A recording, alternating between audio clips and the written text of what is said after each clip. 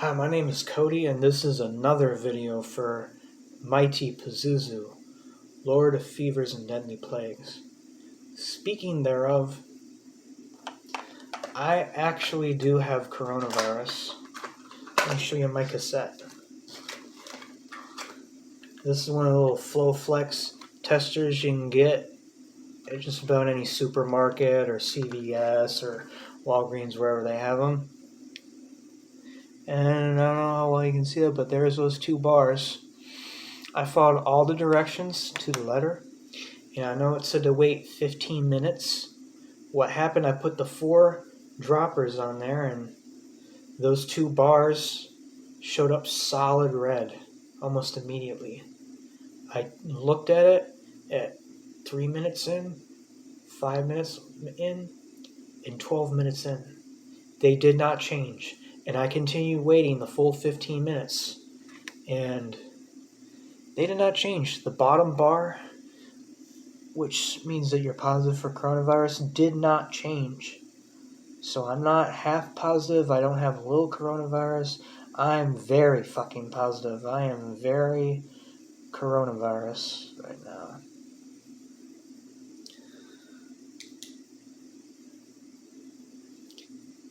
Now, what I wanted to discuss to you a little bit more is about the idea of evil to cast out evil. Before we get into that, I feel, well, oddly enough, I feel better right now than I have been over the past couple of days. My taste of, my sense of taste and my smell isn't all that wonderful. It isn't all that great. It isn't all that there. I can kind of taste things.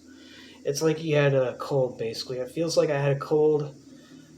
Sunday and Monday was absolutely horrible. I called in both days. It feels like I got hit by a truck or something.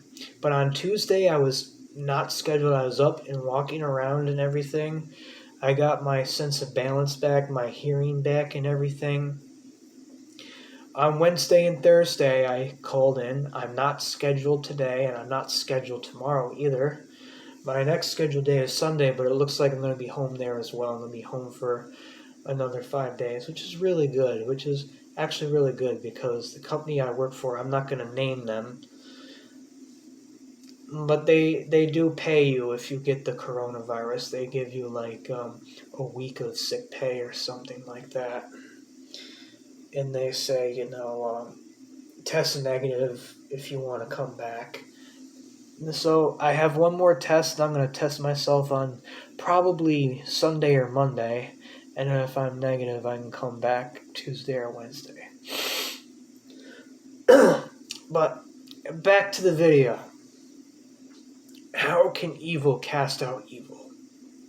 Well, there's a couple ideas and basic ground concepts that I want to lay down for you real quick before we can really explain how this actually works.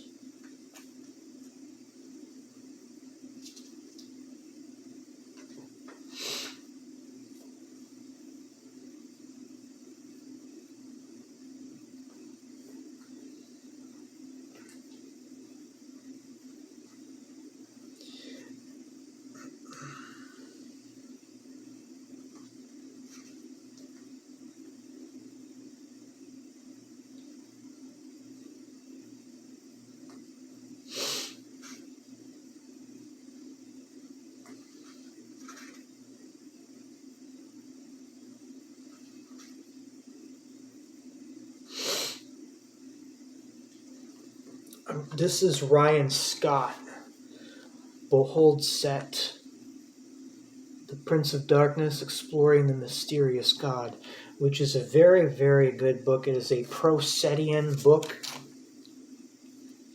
and it depicts Set in a positive way, like this cover photo here, as even defender of the cosmos. And this cover, I don't know how well you can see it, but that's actually Set, not Anubis. That is Set spearing the Chaos Serpent, Apep. All right, if I can't find it in another another minute here, I'm just gonna probably butcher what this guy's saying anyway, because I can't fucking find it here. But there's something that Ryan Scott calls chaos conf, which literally means battle against the forces of chaos. I found it. Okay, page 48. Chaos Kampf is a Germanic word meaning struggle against chaos and generally describes a myth in which a hero figure slays some sort of great beast. One of the most common illustrations of this is knights and dragons in medieval mythology, but there are many more. Indeed, Chaos Kampf myth is unquestionably dates back before the pyramid texts, where the myth of Apep was present and well established. The original Proto-European myths tend to specifically describe a storm god fighting a serpent, which we may have with Set in Apep as well as with the Sumerian myth of Tiamat. Whoever you believe wins the race to the oldest history with the Chaos Conf myth is there. In Norse mythology, Greek mythology, Hittite mythology, Vedic mythology, Jewish mythology, and many, many more. It is a type of Jung and Campbell would refer to as archetypal in the most pristine and pure sense. In most of these religious myths, chaos is understood as a state pre-existing the universe and cosmos we inhabit, something filled with unactualized potential, free from the natural and logical laws we are aware of. From this chaos, by many varying means, come the first gods who set about attempting to order the chaos. The laws of nature, the laws of logic and mathematical ontology, matter and energy, all come into being from this first primordial chaos. It must be noted that chaos is not bad in the sense of modern Western good and evil, but rather order is seen as a good because it gave rise to life. Chaos is seen as being against this good because it would make life impossible, as existence relies on order. Eastern religions and their divine underline of this illusion, Western religions and their monotheistic creator god, and even modern growing materialism with its deterministic natural machine, we can see where order and chaos come into play with all these. Many philosophies like Taoism, Buddhism, Hinduism attempt to align themselves with the underlying reality. Many even believe that is going against this order which causes suffering. Groups like Christianity, Islam, and Judaism believe that this order is more or less identical with God, who created the cosmos in a specific way, whose blueprint should be followed. It is going against this blueprint that led to the fall of mankind, sin, suffering, and the need for salvation. Materialism is even more nihilistic, only able to find meaning in the order because there will simply be so much time for non-existence later. Externally, all these seem so different, but really they fit well into this very ancient archetypal mythos. It is this which generally tends to define a religious or ideology as right-hand path. The storm god and or hero is the true key to this whole mythology. Rather than purely being order or chaos, the hero embodies both of them, or learns to balance them. The storm gods were both giving, in that they gave rain, and taking when they caused destructive storms. They could be appeased and give water, or become angry and retain it. The hero also generally does not align himself with the order or its masters, advocating for a more chaotic but free manner of living amongst human beings. Heroes first had to learn internal, personal strength before they could go outwards and help society. It was a journey of self-directed self-evolution, one that improved the individual and then by proxy improved the state of existence for all mankind. This is the ultimate left-hand path archetype, at least esoterically. The hero and the storm god also represent something much deeper and more symbolic as well: individual consciousness. He is the hero of consciousness, the conscious mind, and inevitably the archetypes and gods who represent it became demonized due to fear of the very real, very obvious power that it brings. When these started to be questioned, rather than addressing the question, our culture decided to simply pretend consciousness did not exist and was not an issue that needed to be addressed.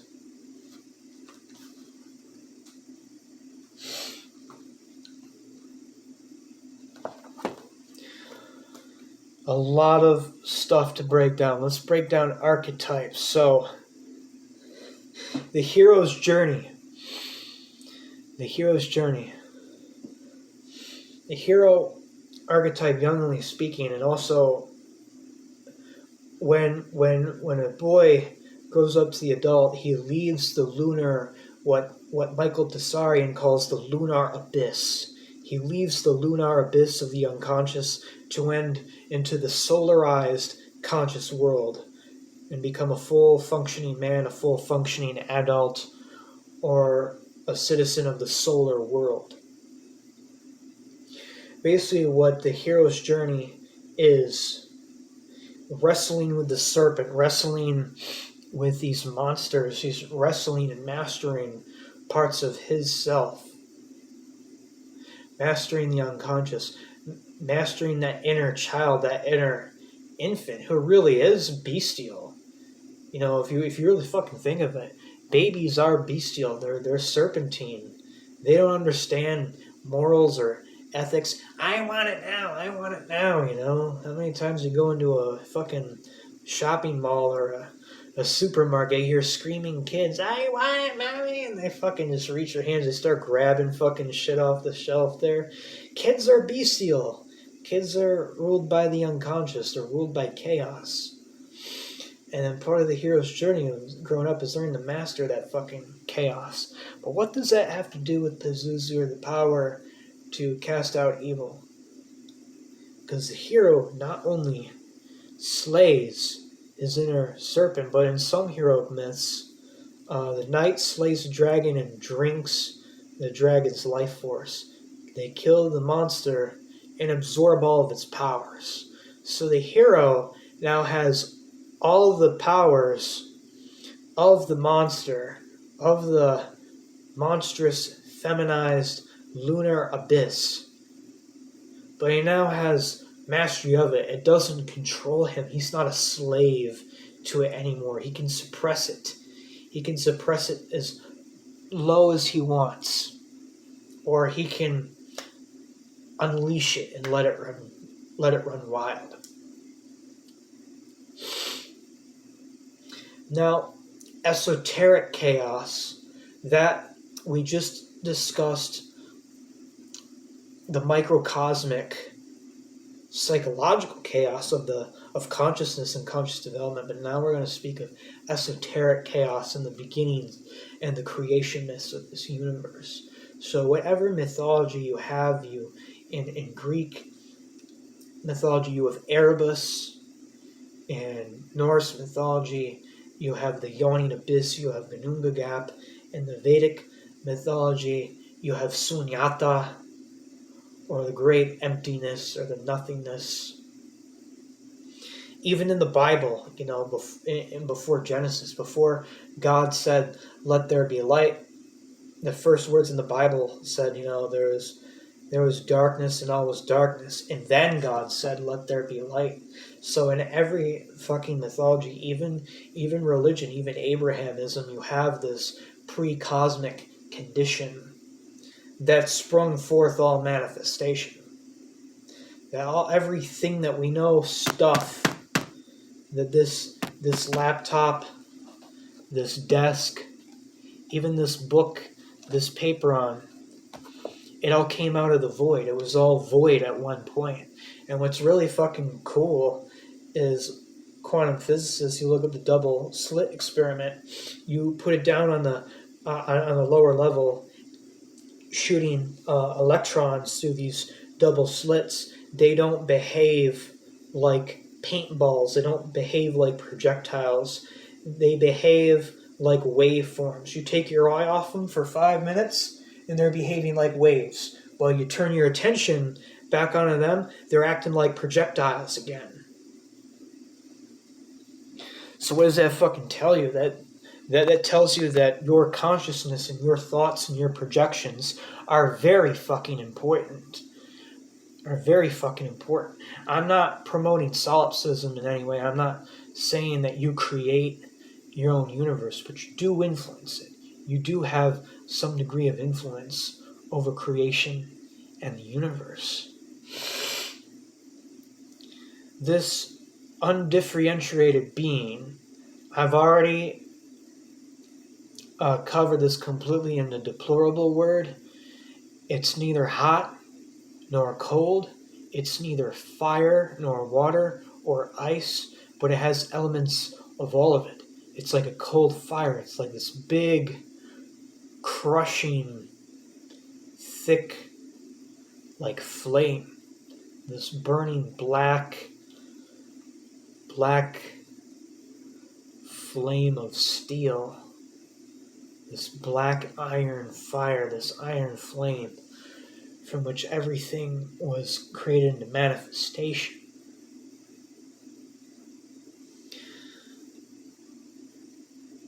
It's almost like the energy of the center of a black hole. Okay? Supermassive black hole, millions of suns, millions of solar masses, so much pressure that objects and matter can't even behave in third dimension anymore. They're compressed into fourth and fifth dimensional fractals. That's how much fucking energy, that's how much shit is going on there. Like, you fall into one, you won't be 3D you anymore. You'll be 4D or 5D or whatever the fuck physics is going on there allows you to be. Now, the ancients, they didn't have, the language that we have today. They didn't have physics or these big highbrow, high IQ words there. They just called it chaos. Because it was easier to just call it chaos. But that's pretty much the same thing. Chaos, black hole, divinity, fourth dimensional, fifth dimensional, super high pressure. It's almost like, like fucking gas giants. The planet, there are terrestrial planets that are only like 3 to 10 times the size of this Earth. Once you go much more than 10 times the size of this Earth, there's so much pressure that you can't have a solid ground. A solid surface will actually liquefy and it will become like a soup. And there's actually a theory there that all terrestrial planets eventually become gas giants because they keep taking in comets and meteors and different like falling rocks and space debris, and they just swell and they get bigger and bigger and they take on more mass and more mass, and they get these really thick fucking atmospheres. They're like hundreds or thousands of miles fucking thick, and their core, they have a core, if there is any kind of like solid core at all. It's not solid anymore. It's like a liquid, soupy core about the size of our Earth. So that's just one interesting theory. Let's go there. That's the energy of chaos, but times a million, times a billion solar masses. That kind of fucking energy there is what birthed our worlds and even its gods into existence. Now, I want to break down next the two kinds of evil. The two kinds of evil. There is more than one kind of evil. When most people think of evil, they think of pathology. They think of rape. They think of harming children. They think of murders. They think of killing kids, and just all sorts of horrible things there. But that's not the kind of evil that I'm talking about. Okay, yes, that kind of evil does exist, and it is pathology. Pathology is but one kind of evil. But there is a higher, strictly spiritual evil. That's strictly spiritual, that is actually quite good for us. It is quite good for mankind, and is quite good for evolution and for creation. And that is the esoteric spiritual evil. That is the evil born of pure spirit that seeks to elevate creation and other sentient beings and souls up to a state where they will return back to the origin, back to the primal chaos, or if you really want to be brainiac about it, you could call it the hypercausal and metacausal grid works. Okay, because we are living in the world of causality. Most people live in the world of effects. Excuse me, I gotta fucking change the dehumidifier. So cause and effect. Cyclical order or perceived linearity. So A, B, C, basically Mark Passio's trivium. Command line, processing, output. Action, process, result. That is how things work in our 3D matrix, our 3D plane. And as long as we're here, our behaviors are going to be governed by causality, bound by input, processing, output. Is going to be dominated by that function. However, when you add a fourth or fifth or even more dimensions of movement than that, things get really fucking interesting. So chaos is not bound by logic or bound by the causes and effects. Effects can create the causes. It can run in reverse.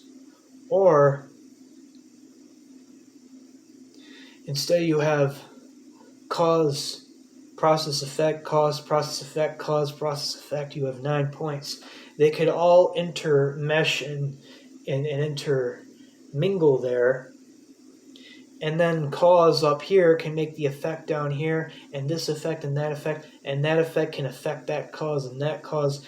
And so rather than A, B, C, you have the full 26 integers of the 26-letter English alphabet being their own causes, their own processes, and their own effects simultaneously. And you multiply that together. So one cause, you can make 1,000,000 different effects, 1,000,000 different effects.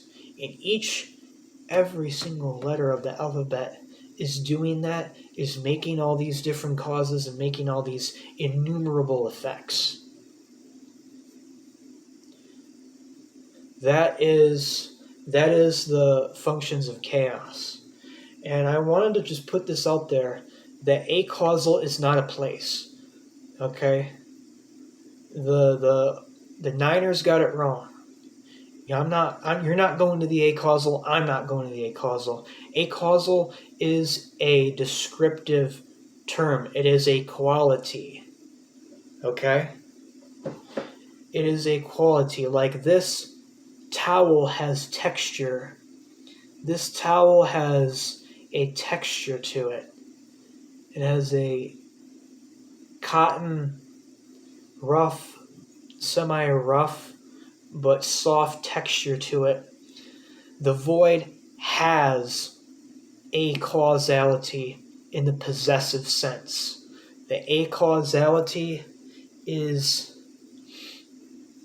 like a texture or like a color, or like a trait.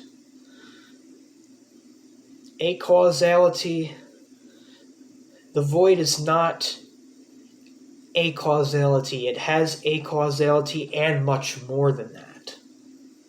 It has formlessness, it has timelessness, it has eternity, and it may even have beyond eternity as well.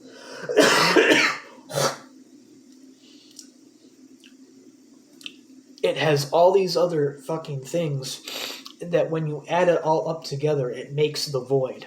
It makes the higher spiritual evil. And what is that? Ultimate freedom, ultimate morphological expression. where the soul can literally be anything that it wants. It can be anything it wants. I want to be a 10-headed dragon. I want to be a hydra with all these serpent heads and everything on there. And each head has its own consciousness. I can do that in the void. I maybe cannot do that in 3D reality. I could probably do that in the astral, in the 4D world. I could probably do that. It'd be hard. But in the void, everything and anything is possible. It's the Sitcha Akra. It's the other side. The side of pure spirit. When I talk about the higher evil, the spiritual evil, I am talking about just that. I am talking about the spiritual evil. I'm talking about the pure consciousness, the pure pleroma of consciousness, the realm of possibilities, the realm where anything goes without karmic consequence, without harming another sentient being there, because it's your own headspace. It's your own void, essentially. Total freedom. Now, beings that are extremely close to those grid works of consciousness, you can imagine the fucking amount of power that they have coming from that. And they're not governed by 3D reality. They can do a lot of shit. They can do things that would seem like miracles. And I'm not gonna break down the whole flatliners there, but if you don't know what I'm talking about, what higher dimensions would appear to us, go look up pause this video right now, go look up the flatliners, and come back to me when you looked up flatliners. 4D objects would look like 3D cross sections when moving through this world. And all of their actions would look like magic and would look like miracles to us. Now, a being that's so powered and so elevated, what need would they have for possession, for demonic possession? What need would they have to possess a person, or to manipulate them, or to feed off of them like a parasite and possess them to kill their dog, carve up their cat, and whatever horrible things? Gununga Gap, void level beings and deities, they have no need. They'd have no need. Why would they want your soul either? Why would these beings want you to compact with them and sell your soul? They don't want your soul. They're perfect. They're void. They don't need anything from the lower dimensions or the lower grid works. Only parasites, only astral parasites need souls, require blood, require worship, devotion. This is the argument I'm going to make. This is where the real evil that everyone's talking about comes in. This is where the evil that even religion talks about. Even the big three slave religions, they really are talking against. This is where this comes in. The parasitic evil that comes from lack. Now, close to this world, there is a layer of the astral that's very, very close to this world. And the entities that inhabit it, they are cut off from themselves. They are not self-sustaining. They are parasitic. And they require life force energy to sustain because, well, they have no core. They are not self-sustaining, and without a good food supply, like any parasite or botfly or mosquito or tick or anything, would die. And rightfully so, they would die.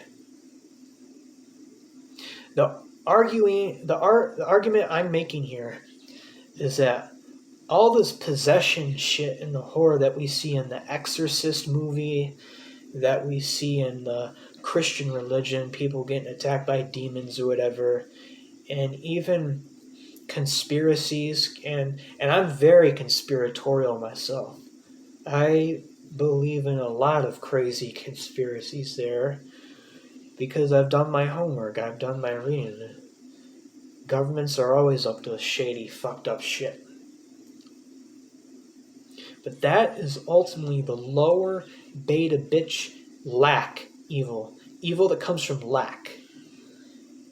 parasitic evil which ultimately comes from victimhood, from victim mentality. These parasites are victims. They don't have the balls to face their own shit and incarnate and do the real shadow work and fucking heal. They don't have the balls to go move on to some higher level energy being and saying, hey, please destroy me, put me out of my misery, or absorb me or something. No. These are low astral hitchhikers that make their life force, that make their energy by piggyback riding off other people, off of their lives. Your life feeds them. My life feeds them. Anyone who's entity infected, they give these things life. And what if I told you that Pazuzu, that Samael, that Asmodee, and other very, very high energy beings are not of this lower astral etheric realm of lack. They are very close to the fourth, fifth dimensional, acausal, hypercausal gridworks, or the gridworks that have hyper and meta causality. They're very close to them, and they are perfect, and they don't need us. They don't need anything. The only thing that reason they're interfacing with us is for our benefit, so that we can become like they are, to raise and expand our consciousness through the use of symbolism and various alchemical rites of initiation that expand the wine cask, that expand the mind. So, when Pazuzu comes in there and kicks ass and wipes the floor with those lower beings, that's exactly that, because he is fucking higher. He is fucking higher than those lower astral parasites. And you can do Christian exorcism too. They work not because there is a literal Jewish man named Jesus, not because that this Jewish man was nailed to a tree and he suffered and died for your sins, not because of that at all, but because of the symbolism thereof. The symbolism of Christ as a solar deity, as a solar archetype. And so when you are using the cross is a symbol of the sun. And when you are calling down those energies, you are calling down the energies of the sun. And these parasites, they hate the sun because they burn up very, very easily. They can't stand the light of their own reflection. Here's another one I'll share for you. Michael Tsarian said in one of his interviews about the terrible mother. You'll have to go to unslave.com and pay for a subscription if you want to hear this. But he basically said that in all like the vampire movies where they hold up the crucifix and the vampire's scared, it's not because the vampire is Christian. It's not because the vampire is afraid of Jesus Christ. It's because the vampire does not want to be reminded of his own torment, that he is still crucified to the terrible mother that raised him. Okay, so when you really hold up that crucifix to the vampire, you are just as well holding up a mirror in front of the vampire's face, and the vampire can see its own ugliness and its own hideousness. The vampire doesn't want to be reminded that it's still crucified and still under the sway of the terrible mother. That's why the vampire flinches out. And that's why similar lower astral vampiric entities, they don't like the cross as well, because they're suffering, they're tormented, they are crucified to their own greed, their own victim mentality, their own victimness, and their own desires. In a way, these lower astral parasites are in a purgatory of sorts. They're in their self-created hell. They are victims and they are suffering. And because they don't know how to break that cycle, they seek to inflict suffering on others. And that right there is the lower evil, is the beta bitch evil, the lower evil, the evil that kills puppies, the evil that is pedophilia, the evil that is ritually abusing and murdering children on places like Dog Island, Epstein Island.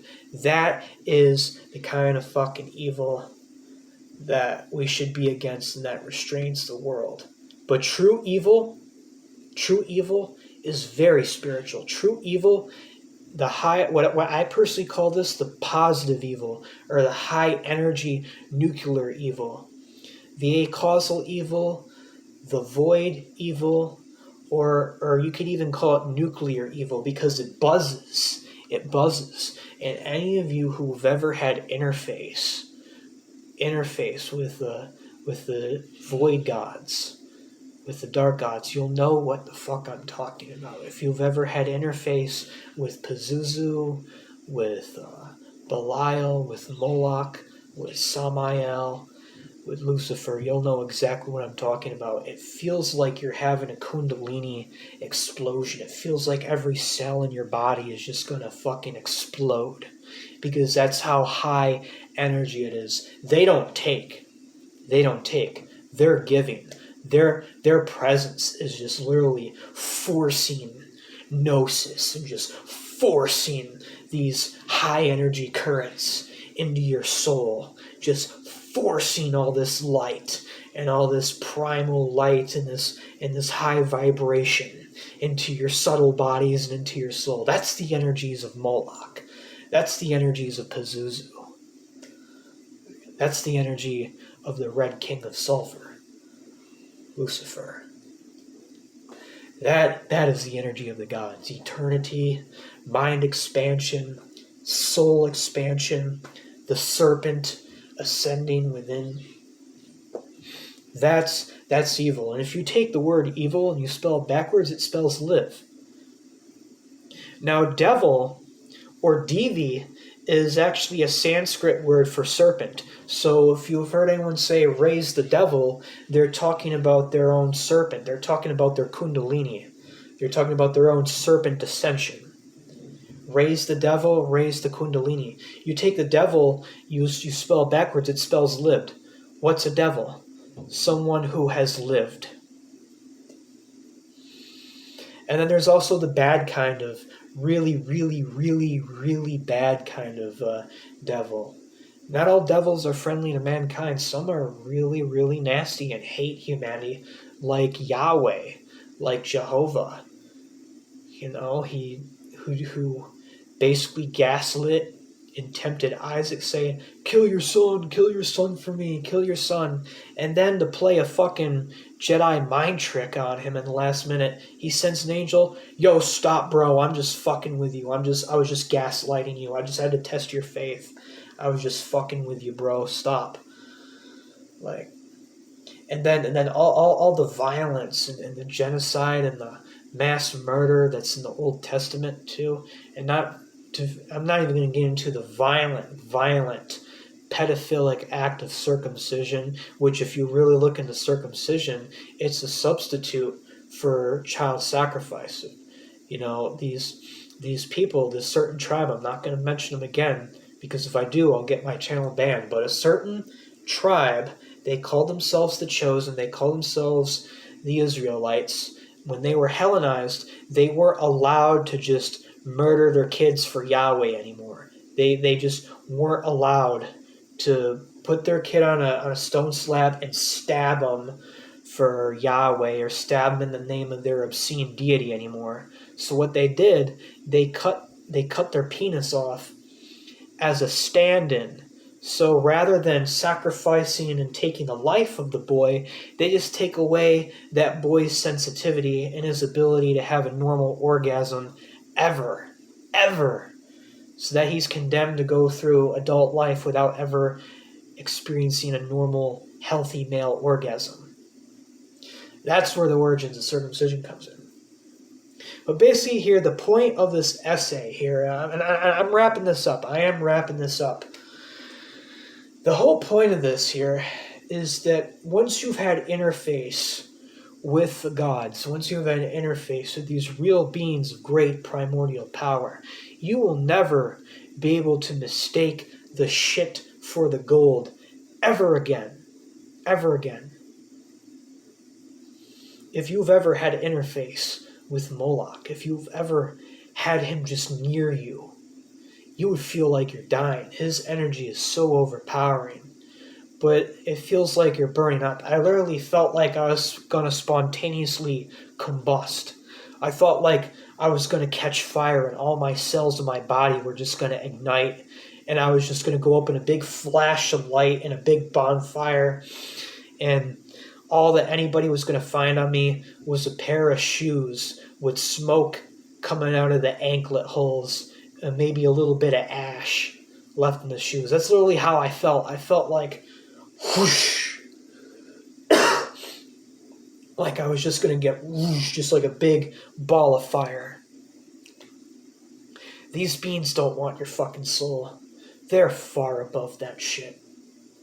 No. They got an interest in mankind. They got an interest in being your teacher. They got an interest in teaching you how to be more like them, how to raise yourself up to them. Raise yourself from a small petty human up to a god. That's what they're all about. And all this fucking bullshit about satanic pedophilia, satanic pedophiles, and Satanism is about butchering cats and cutting up your neighbor's dog and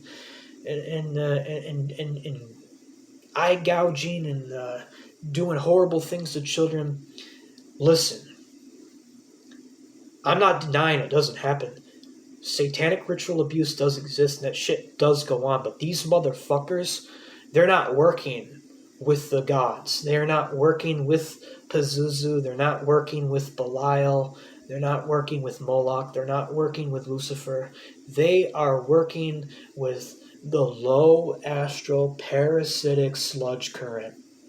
The beta bitch feminized, beta cuck, beta bitch evil that has strangled the world to death, that is strangling the world for thousands of fucking years. It's time for the true evil, for the higher evil, for the Promethean, Luciferian, light-bearing evil, for the higher power of positive evil to step the fuck in and show the world what real evil is. Hail Pazuzu.